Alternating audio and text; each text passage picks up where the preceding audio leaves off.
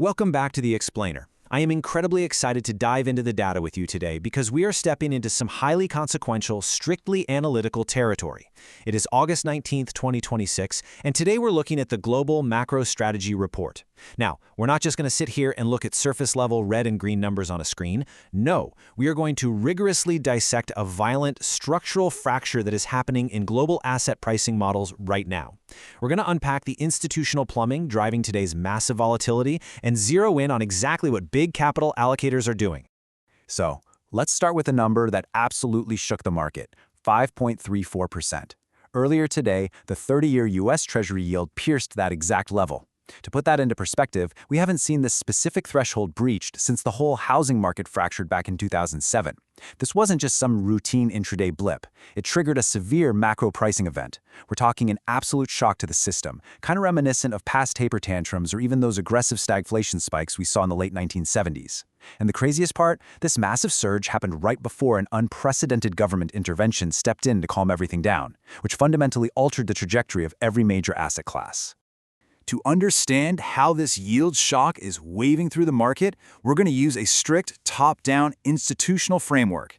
Here's our agenda: macro sentiment and foundation, treasury and currency dynamics, equity market microstructure, sector rotation and alpha, a strategic action plan, and finally, the final verdict for your portfolio. Let's jump right into Section 1, Macro Sentiment and Foundation. Okay, so there is a massive structural tug-of-war happening today. On one side of the rope, we have the July FOMC minutes. The Federal Reserve is flashing a huge warning sign about persistent, sticky 3% core PCE inflation. And that stickiness, it's being driven heavily by immovable shelter costs and deeply entrenched services inflation. The Fed is basically saying, hey, this inflation fight is far from over.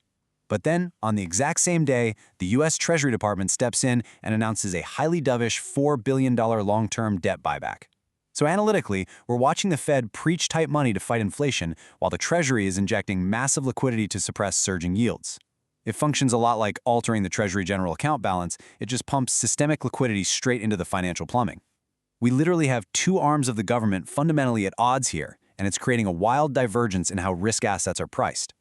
And the harsh reality of the Fed's stance is pretty undeniable right now. The market came into the week desperately hoping for a narrative shift toward an easing cycle, but instead CME FedWatch probabilities instantly recalibrated because those FOMC minutes revealed a very cold, hawkish baseline. Several dissenters explicitly favored immediate rate hikes, which just completely crushed that dovish pivot narrative. Plus, Fed speak from the minutes shows they see inflation risks skewed entirely to the upside.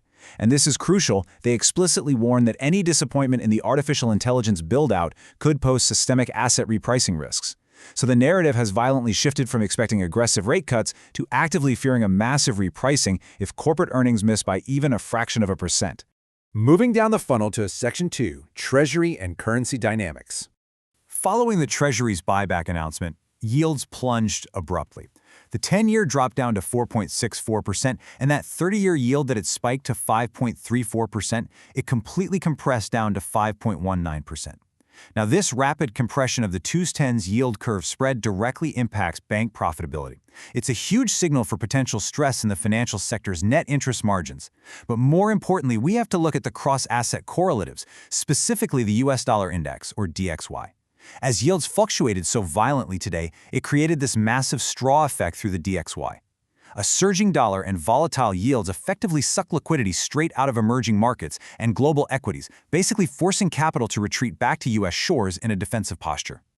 So what exactly is a Treasury buyback? Basically, it's an operation where the U.S. Treasury purchases its own outstanding bonds directly from the secondary market. It's a critical structural shift that artificially suppresses long-end yields. But let's look at the actual institutional mechanics at play here. When the Treasury artificially stabilized the bond market panic today, it forced massive mechanical short covering across risk assets. We saw aggressive risk parity rebalancing, where algorithmic funds were literally forced to buy equities just because bond volatility suddenly dropped. On top of that, this dynamic ignited gamma squeezes in the options market. That compelled market makers to hedge by rapidly purchasing underlying stocks, a move that is entirely detached from any actual fundamental value. Let's keep digging into Section 3, Equity Market Microstructure. The defining question for equities right now is this: Is the market rewarding Phase 1 AI promise or Phase 2 free cash flow? Relying on the latest structural frameworks, it's pretty clear that indiscriminate momentum buying is dead. Institutional capital strictly demands concrete free cash flow conversion right now. We can see this perfectly when analyzing market breadth. The surface-level stability provided by the Magnificent Seven is completely masking severe underlying weakness in the broader Russell 2000. Small caps are just being hollowed out by the rising cost of capital. Concentration risk is at historical extremes.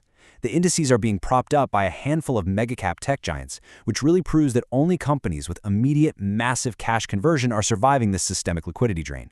And beneath the headline, S&P 500 decline of 0.69% today, closing at 769.76, a truly violent sector rotation is occurring. Capital is being rapidly pulled out of high-multiple, long-duration semiconductors that rely entirely on future promises. Look at the SOX Semiconductor Index, down 5.6%. From a technical precision standpoint, the semi-index decisively broke below its critical 50-day moving average and sliced right through major Fibonacci retracement levels today. That triggered systemic algorithmic selling. Conversely, short-duration, defensive, and real-world assets like energy caught a massive bid, bouncing cleanly off heavy volume profile support levels to close up 1.8%. It's a textbook institutional flight to quality and immediate yield. That brings us perfectly to Section 4, Sector Rotation and Alpha. We also saw an absolutely historic breakthrough in biotech today. Moderna and Merck announced successful Phase 3 results for their personalized mRNA melanoma vaccine. This proves that mRNA technology's viability extends deeply into personalized oncology. Institutional money views this specific type of clinical success as a premier safe haven, especially when macro yields are fluctuating so violently. It represents pure, non-correlated alpha. When a company proves durable commercial viability that isn't tied to the Federal Reserve's interest rate path, capital will aggressively flood into it, overriding broader macroeconomic headwinds entirely. Just look at the numbers, 133%. That is the extreme magnitude of Moderna's pre-market surge today. When you contrast this explosive move with the dramatic lagging performance of speculative, unprofitable tech companies today, the dynamic becomes crystal clear. Aggressive institutional capital is highly selective right now. It is sitting on the sidelines, ready to deploy, but only into proven, commercial-ready innovation. The true leaders in this market are those with proprietary, proven catalysts. The severe laggards, they're the ones relying on cheap debt and distant horizons. Over in the tech space, Marvell Technologies secured a $12 billion custom AI chip deal with Google. And impressively, this included an option for Google to purchase 59 million Marvell shares at over $206. This massive corporate alliance validates the thesis that hyperscalers are aggressively demanding custom silicon.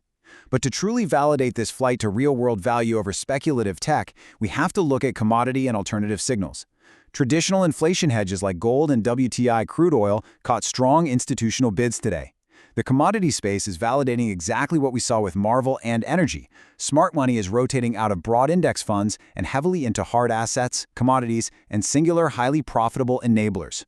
Section 5, Strategic Action Plan. Check out this extreme divergence in major Wall Street targets for the S&P 500 at year-end 2026. You've got Goldman Sachs targeting 8,000, while Bank of America is highly defensive at 7,100.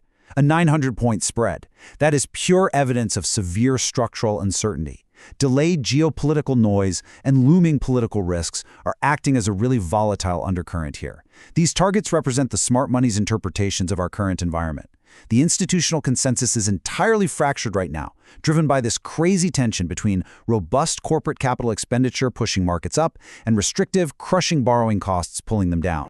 So how do we cut through the noise? You must meticulously track 3 specific metrics during the upcoming 20-year U.S. Treasury auction. Number 1, monitor the yield tail to see if the government is forced to pay a premium to clear the debt. Number 2, assess the bid-to-cover ratio to gauge raw institutional demand. And number 3, which is absolutely crucial, track indirect bidder demand. This measures foreign appetite. We need to know if international buyers view U.S. debt as a safe haven, or if low indirect bidding signals foreign capital flight. Tracking these 3 things will validate whether the Treasury's buyback is genuinely restoring baseline demand, or if it's just papering over a deeper crisis. It really all boils down to two strict binary scenarios. Scenario A is a sustained rally where Treasury liquidity successfully suppresses yields enough for corporate margins to expand, breaking through key technical resistance levels. Scenario B is a threshold breach. This is where sticky 3% plus core PCE inflation ultimately forces the Fed's hand, overriding the Treasury and compressing equity multiples violently, which would require immediate downside hedging. But we also have to outline the black swan, the tail risk the market is entirely ignoring right now. If an upcoming Treasury auction fundamentally fails, causing a sudden freeze in overnight repo lending markets, the liquidity evaporating from the system would trigger a cascading systemic default entirely outside of standard Fed policy expectations. Which brings us to Section 6, the final verdict. Based on today's rigorous cross-validation of signals, our final verdict today is cautiously bearish on broad capitalization-weighted indices, but highly bullish on selective cash-generating assets. The required portfolio rebalancing is crystal clear: overweight quality, high free cash flow, and short-duration assets like energy. Conversely, you must underweight pure-play momentum semiconductors and completely avoid unhedged long-duration bonds. Tomorrow, the single specific data release fund managers must watch is the initial jobless claims report. Any structural crack in the labor market will instantly invalidate the Fed's higher-for-longer stance and violently reprice this entire macro thesis. Today, an artificial liquidity injection from the Treasury quite literally saved the bond market from a true panic. But you have to ask yourself, is your portfolio genuinely hedged for a sudden reversal in that Treasury liquidity? If today's bond market relief is purely artificial, the next yield spike will be exponentially more violent. As the old trading floor adage goes, liquidity is a coward. It's never there when you actually need it. Review your exposure and ensure your portfolio is built for robust cash flow, not just future promises. Thanks for exploring the data with me today on The Explainer. Stay focused out there, and we'll see you next time.